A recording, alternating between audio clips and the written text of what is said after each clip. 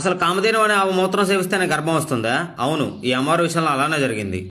Welcome to Palnadu diary. శాపానికి గురైన పార్వతీదేవి యాగంటి వంశస్థుడైన రామయ్య అనే 100 గోవుల యజమాని భూస్వామి ఇంట్లో 4 కొడుకుల తర్వాత 5వ కుమార్తెగా జన్మించింది. ఆమెకి శ్రీలక్ష్మి అనే పేరు పెట్టారు. ఎంతో సంతోషంగా జీవితాన్ని కొనసాగిస్తున్న ఆమె తన 5వ ఏట నుండి ఎవరికీ తెలియకుండా కామధేను అనే గోమూత్రం సేవించేది. అలా ప్రతిరోజు సేవించి కామధేను చుట్టూ ప్రదక్షిణాలు కూడా చేసేది. ఒకానొక రోజు ఆ కామధేను ఆవుని ఒక ఆంబోతు బలాత్కరిస్తుంది. అది తెలియని శ్రీలక్ష్మి రోజులు అనే గోమూత్రం సేవిస్తుంది. ఆమెకు తెలియకుండానే ఆ గోపంచకంతో పాటు ఆ ఆంబోతు వీర్యం కూడా సేవిస్తుంది. శాపం వల్ల ఇలా అవుతుందని ఆ శ్రీలక్ష్మి కూడా తెలియదు అనుకుంటా. అలా శ్రీలక్ష్మికి మాయ గర్భం వస్తుంది. అది ఇంట్లో వాళ్ళు కూడా గమనించరు. కానీ జనాలు చూసి శ్రీలక్ష్మి గురించి చాలా తప్పుగా ప్రచారం చేయడం మొదలు పెట్టారు. ఆమె గర్భం దాల్చిందని శ్రీలక్ష్మి కూడా తెలియదు. వాళ్ళ తండ్రి రామాయణ పిలిచి ఊర్లో పెద్దవాళ్ళు కూడా చాలా పంచాయతీ కూడా చేశారు. అమ్మవారి చరిత్ర అంతా సామాన్యంగా అయ్యేది కాదు. గర్భంతో ఉన్న ఆమెను సజీవ దహనం చేసిన వాళ్ళ అన్నల వంశాలు ఏమయ్యాయో పార్ట్ 3 కోసం ఫాలో కొట్టి కామెంట్ చేయండి. మరిన్ని ఇలాంటి వీడియోల కోసం పల్నాడు డైరీని ఫాలో కొట్టండి.